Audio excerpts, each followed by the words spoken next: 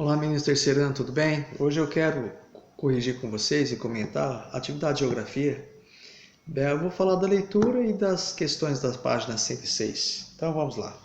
Eu pedi para vocês fazerem a leitura, da 99 a 103 e tem como título, começa como título aí, Urbanização no Mundo Desenvolvido. Então vocês perceberam que a população urbana aí nesses países desenvolvidos representa mais de 75%, é muita coisa.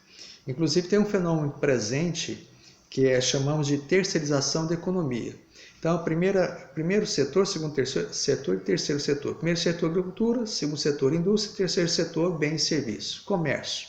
Então, é um fenômeno grande falando de terceirização da economia, por conta de que a economia dos países desenvolvidos, inclusive também no Brasil, não só desenvolvidos, há um grande incremento, crescimento do terceiro setor.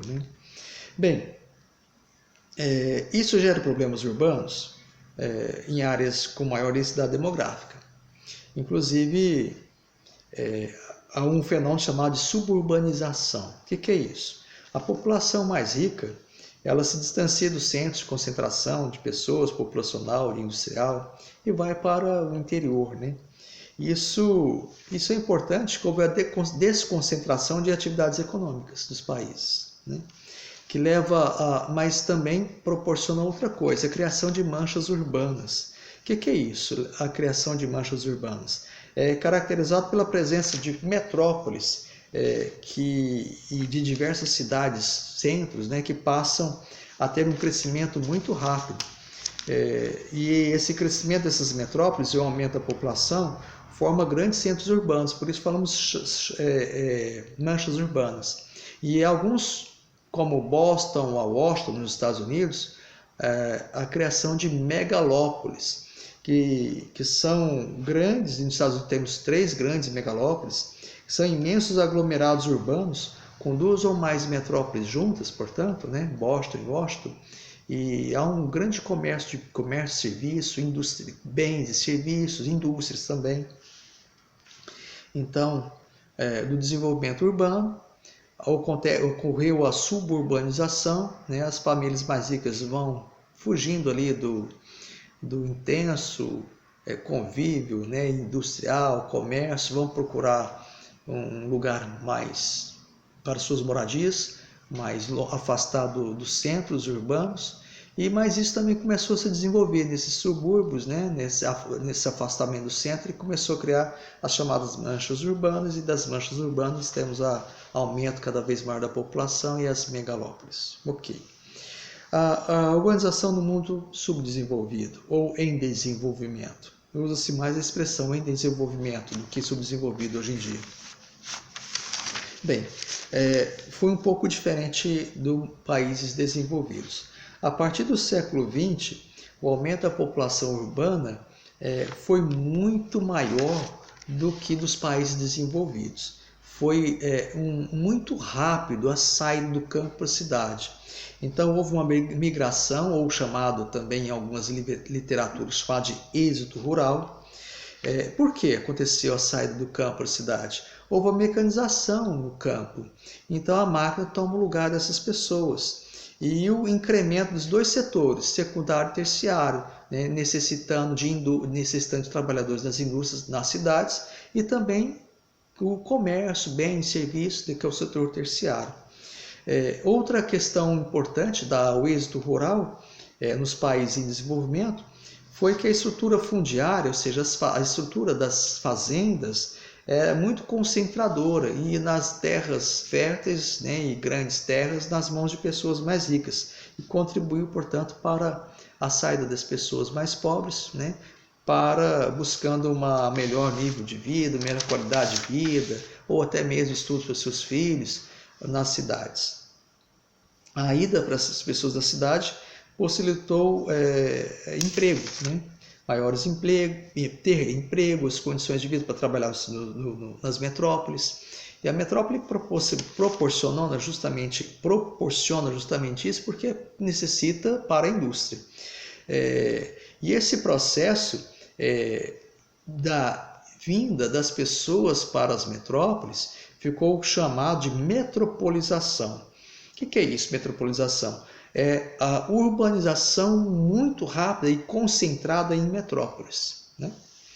Bom, o planejamento urbano em países em desenvolvimento. Ele, a partir de 1950, foi muito rápido, como já dissemos, mas não foi planejado. Ou seja, não havia um pensamento para adequar a estrutura das cidades para a chegada dessas pessoas, né? Não planejado vai criar bastante problemas nas cidades. Há um termo chamado de gentrificação. É a reabilitação ou recuperação de áreas urbanas que foram degradadas. Normalmente, famílias mais ricas, né, vão para essas áreas, e onde estão essas famílias mais pobres, por o aumento da qualidade de vida e do custo de vida, essas pessoas vão para a margem cada vez, né, das cidades. Então, esse processo estão chamando de gentrificação. A metrópole, por que as pessoas vão para as metrópoles?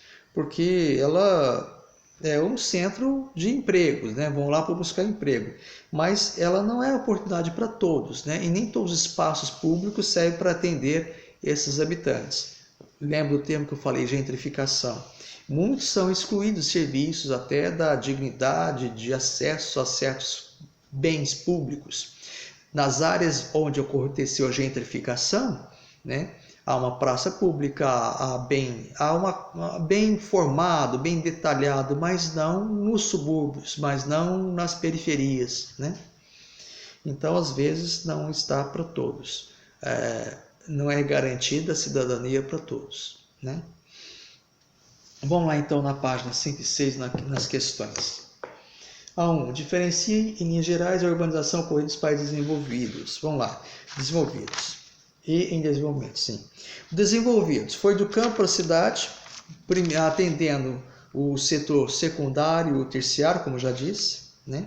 O campo é o primário, que é a agricultura, secundário é a indústria, terciário, comércio e serviço. Houve a participação pública direta para isso, porque houve intervenções, né? A criação de indústrias para atender essas pessoas, criaram infraestruturas. É claro que nem essa criação de infraestruturas não foi para adequar o interesse do trabalhador, mas era o interesse das fábricas, uma infraestrutura para atender as fábricas, não para atender a moradia do trabalhador. Há uma moradia, mas talvez não com a dignidade que merecia, né? Por exemplo, a gente pensa em Londres, quando acontece a vinda dos agricultores, do mundo rural, do povo que trabalhou no campo para a cidade de Londres, né? Há como atender a demanda, mas ainda viviam em condições precárias de habitação, né? Mas um fato interessante é que eles passam a preservar o patrimônio histórico deles. Isso é importante, coisa que não havia, portanto, no nosso país, no Brasil, né? E esse foi um processo longo nesses países, do século XVIII até século XX, por exemplo, né? Mas vamos lá, nos países em desenvolvimento foi muito rápido e começou a partir de 1950. Não houve uma preparação, uma criação de infraestrutura. Foi uma intensa migração, agravando cada vez mais o quadro das cidades, né, urbano das cidades. E por isso nós podemos falar que houve uma exclusão social dessas pessoas, oferta de trabalho, moradia, infraestrutura. Não havia nada para atender essa demanda tão forte, porque foi insuficiente, né, os recursos para isso. Por que eu falo exclusão social? Por exemplo, cada vez mais afastados para a periferia e não tendo nenhum subsídio, nenhuma ajuda do governo para construções, e, portanto, casas sem infraestrutura, sem saneamento básico, por exemplo, né? Então, é uma urbanização marcada nos países em desenvolvimento pela metropolização. As pessoas vão para as metrópoles, né? Buscando ali mais condições de emprego, salário, né? Expectativa de uma vida melhor. E com isso incentiva bastante a criação de uma economia informal, subempregos. O terceiro setor cresce bastante, é o que mais absorve parte dessa população. Então você vai ver aí, por exemplo, ambulantes, por exemplo, terceiro setor, né? Questão 2. Explica a relação entre urbanização e estrutura fundiária nos países desenvolvidos. Os países em desenvolvimento. A estrutura fundiária bastante concentradora foi relevante para a migração dessas pessoas do campo para a cidade, porque reduziu a possibilidade do trabalhador permanecer no espaço rural e, portanto, ele vai para as cidades. Mas é um fato que não há algo parecido, por exemplo, na Europa. Uma estrutura fundiária lá não é concentradora de grandes terras, né? Coisa que aqui no Brasil e em países em desenvolvimento, isso é marcado historicamente. Pessoas detentoras aí de grandes extensões de terra que não produzem às vezes nada, né? A questão 3. Em algumas cidades brasileiras existem movimentos organizados para procurar despertar a atenção da sociedade civil. Tá? É uma questão bem pessoal, para falar da nossa cidade, né? Há alguns tipos de movimento organizado em seus municípios? Bem, a gente pode considerar que há programas habitacionais do governo. Minha Casa Minha Vida, por exemplo, seria um deles, né? É um programa do governo federal, mas ele atua nos municípios, né? A importância, letra B, a importância desses movimentos para a elaboração de propostas de resolução de problemas existentes nos municípios. Bem, os espaços urbanos são locais para o exercício da cidadania e por isso é necessário que isso aconteça. Não, é o que a gente percebe em bairros periféricos das cidades, né? 4, para a gente observar essa imagem e responder, né? O transporte público é uma solução social e ambiental adequada para a realidade das grandes cidades. Você concorda com essa afirmação? Sim. É muito importante o transporte público, mas que seja eficiente, né? Em Goiânia, por exemplo, e a região metropolitana, ele é bastante precário, né? Péssimo, ruim mesmo. Aqui em Goiânia, por exemplo, precisava ter, em toda a região metropolitana de Goiânia, metrô e trem, né? Primeiro que o impacto ambiental seria bem menor e a questão do tempo, né? Perder menos tempo da ida para o trabalho e do retorno também para casa. Letra B, descreva as desvantagens e vantagens do sistema de transporte de Tóquio, compare com o lugar em que você vive, né? Olha, as vantagens do Tóquio é a abrangência, é uma megalópole também, Tóquio, mas é a abrangência, é a grande número de estações. Eles preferem usar o transporte coletivo do que o transporte individual também, porque não há, é uma região bastante conurbada, né, como eu falei, uma megalópole, Tóquio, e não há lugar para estacionar o carro. Então, por isso, uma questão até óbvia, né? Prática, melhor assim. Mas as desvantagens, a sobrecarga de pessoas e congestionamentos também. Mas no município em que vivemos, bem, o sistema público de transporte é horrível, péssimo, degradante, né? Desumano até. Com essa pandemia, por exemplo, não tem o que falar, né? Não há ônibus suficiente e quando há ônibus totalmente lotados, as pessoas vêm de Goiânia a Trindade, né? De Trindade, principalmente quando eles regressam do trabalho, em pé. E sem nenhuma condição até de segurança às vezes, né? Vários crimes acontecem dentro dos ônibus. Então aqui é um problema sério o transporte coletivo, não só em Goiânia, nem em todas as metrópoles. Uma metrópole que tem um transporte coletivo um pouco melhor é a cidade de Curitiba, no Paraná. A 5, letra A.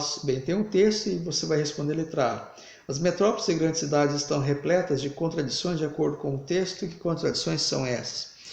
Segregação espacial é a principal forma aí de discriminação e preconceito, segregação social. Ela se materializa na paisagem urbana, evidenciando a separação entre diferentes classes sociais. Lembra que eu falei, por exemplo, no centro de uma cidade, né, a população mais carente, mais pobre, ali não vive, só passa por ali, né? Mas no lugar onde eles têm a sua habitação, a sua casa, não há uma valorização e também não há asfalto e nem mesmo às vezes uma rede de saneamento básico, né?